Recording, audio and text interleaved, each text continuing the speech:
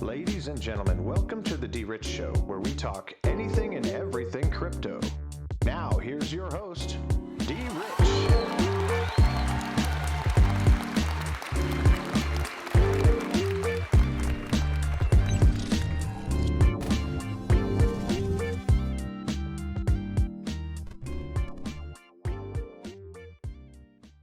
Hey everybody, welcome to the DRich Show. This is DRich and today is March 2nd, 2021.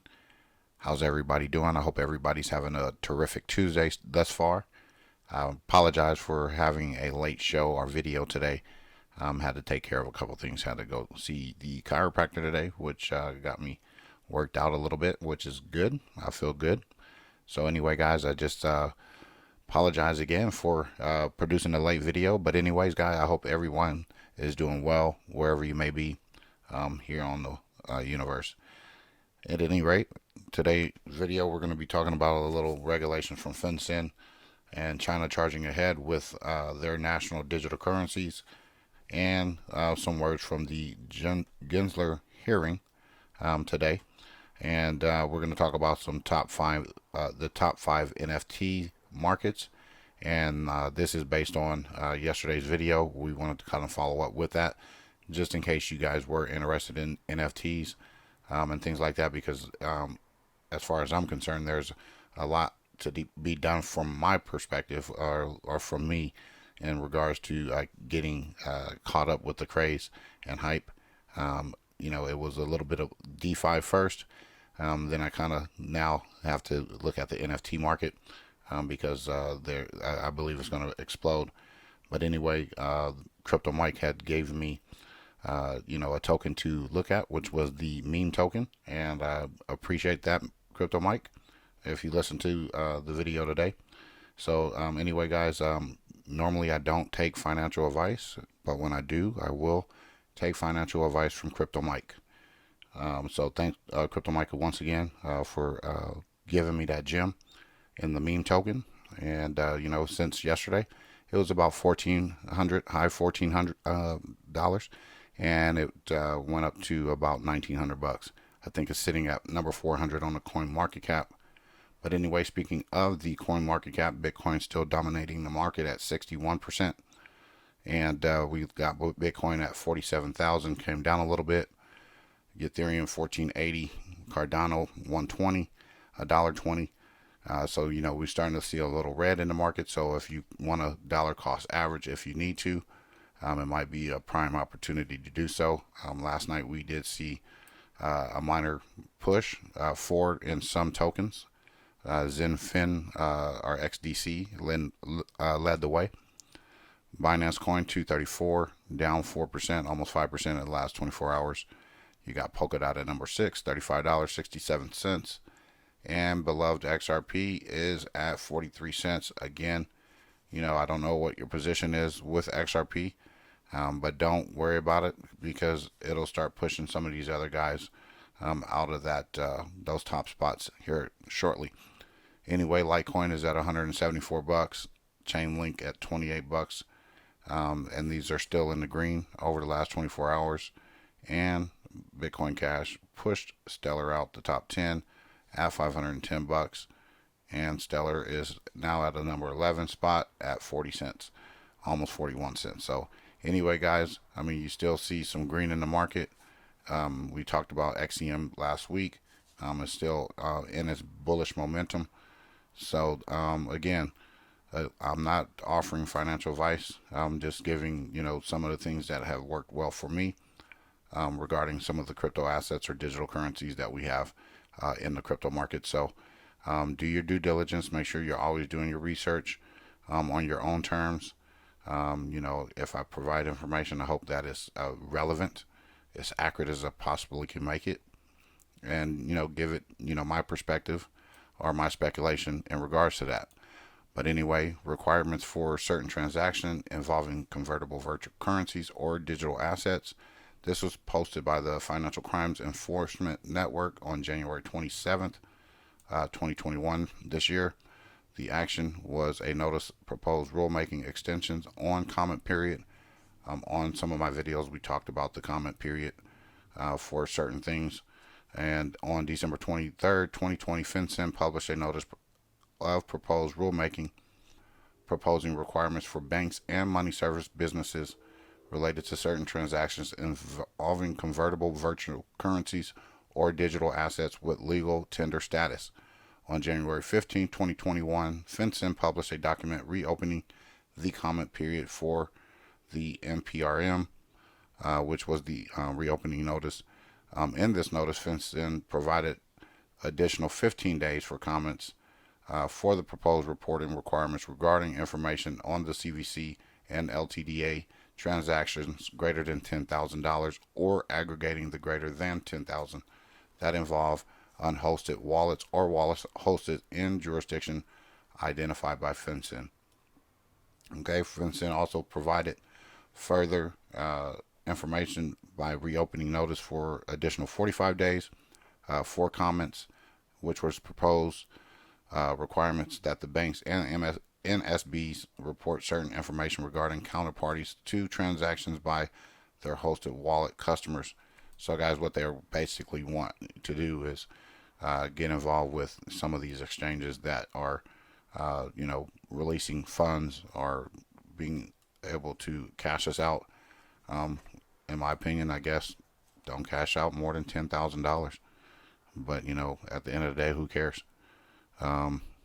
If they overdo it, I think that they're putting too much. They want to know too much. I don't know about your business, so why would you need to know about mine? And this is why it's important to become your own bank, be in control of your own digital wallets, digital currencies, cryptocurrencies, however you want to do it. Okay, so you can read this a little bit more, and I believe that the deadline proposals for this is March 29th, 2021. So the period of time is extended up until then.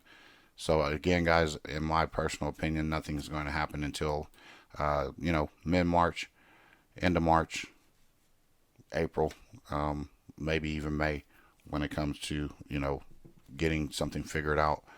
But anyway, China charges ahead with a national digital currency. This is coming from the New York Times, and I'll go through it a little bit because there's some interesting comments in here. Let me see where it was at.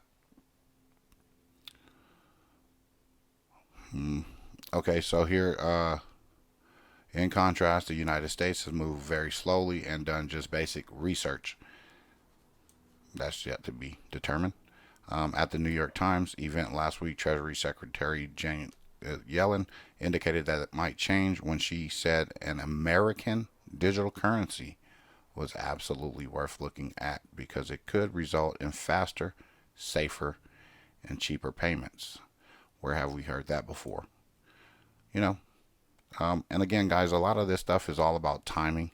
And again, everything will collide at one single time.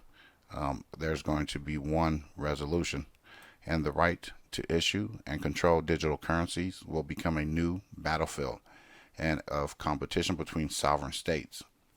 In China Finance, the magazine of the central bank in September said this: China has many advantages and opportunities in issuing fiat digital currencies, so it should accelerate to seize the first track. So, again, this is, about control. This is about power. And I believe that, XRP is being used for optics. And I think that XRP is the one that will conquer this digital space in regards to being the, I don't want to say global reserve currency, but perhaps the, currency of choice or whatnot. That's just my opinion. That's just me speculating. Yes, you don't think that innovation here in the United States has been slow. Don't be fooled. I believe that, when you have like Silicon Valley tech giants like that there, and things like that, I think you don't need to underestimate what might be in store for the United States when it comes to cryptocurrency and, putting that there. So anyway, today, Toomey had an opening statement during the Chopper Gensler nomination hearing. And guys, I might have my personal biases, but some of these things I want to go over because these people are now being brought into the spotlight when it comes to recognizing who they are, what they stand for, what their values are, or what they seek to promote when it comes to regulations that might be too much or just might be heavy-handed. Who knows?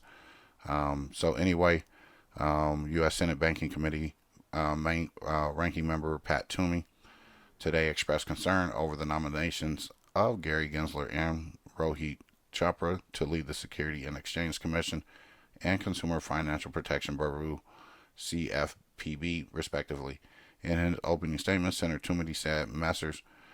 Gensler and Chopra may seek to impose burdensome and restrictive regulations that would stifle the economic recovery and to expand each agency's authority to enact liberal policy objectives without congressional approval.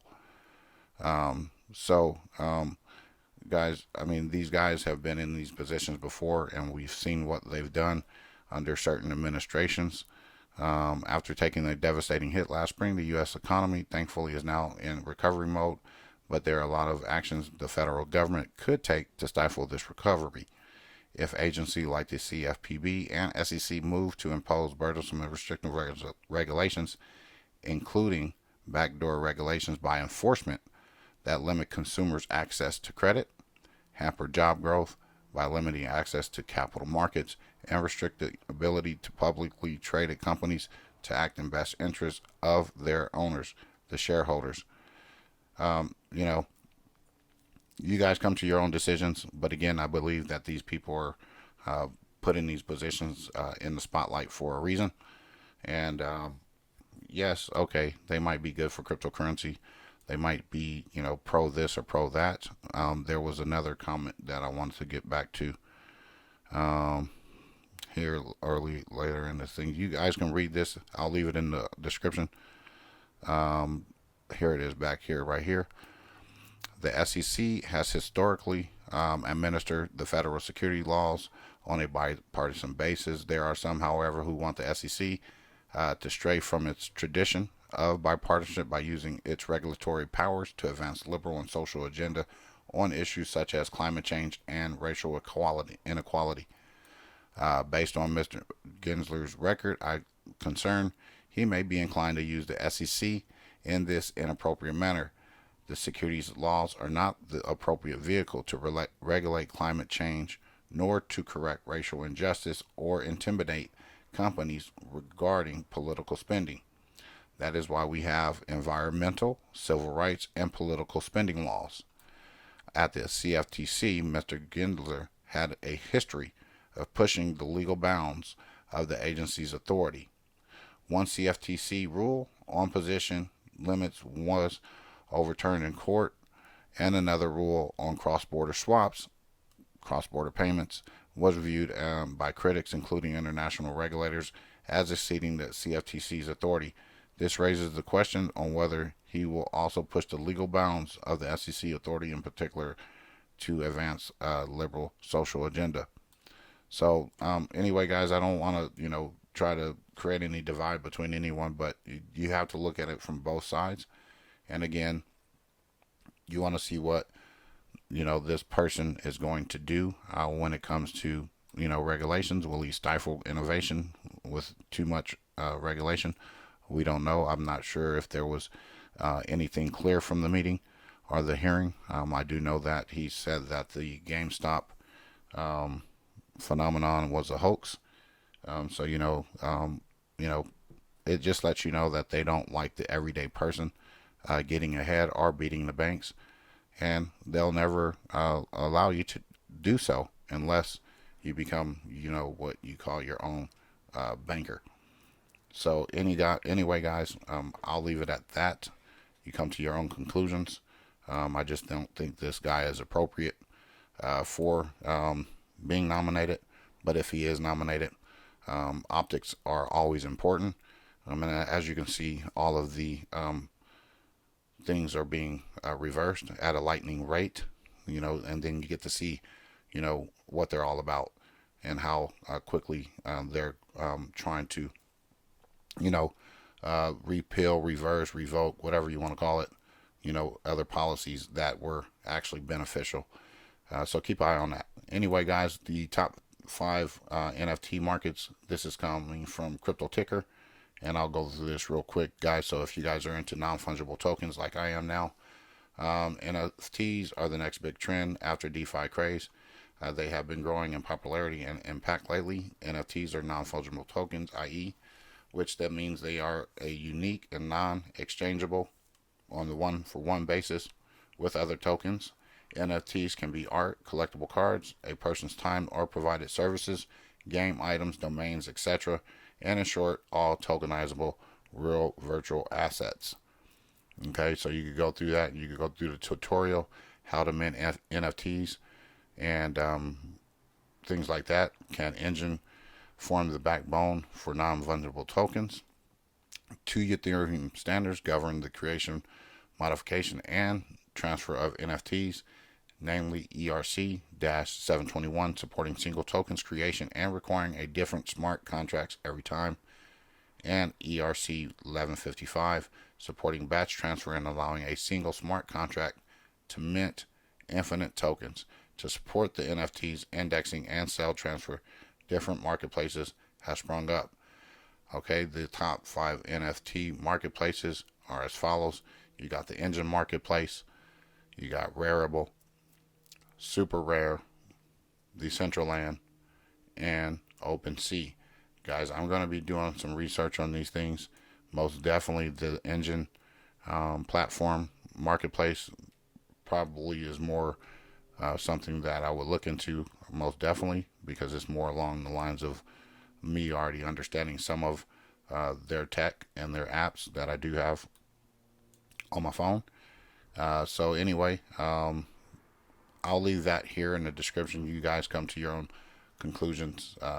It's fascinating again for me to look into this, especially again after the Fortnite craze and all of the other stuff that these kids of mine were buying. So anyway, guys, I hope you guys enjoyed the video. Once again, I apologize for being late. Thank you to all of my subscribers, my listeners. Again, if you guys are new to the channel, hit the subscribe button, hit the like button. I don't mind having you leave comments in the description, and I'm always open to conversation, and I will respond to you. Anyway, guys, have a rest of your good Tuesday, a terrific rest of your Tuesday, and we'll be talking to you tomorrow about some other stuff. And again, God bless, take care, and as always, treat everyone with class, dignity, and respect. Bye-bye.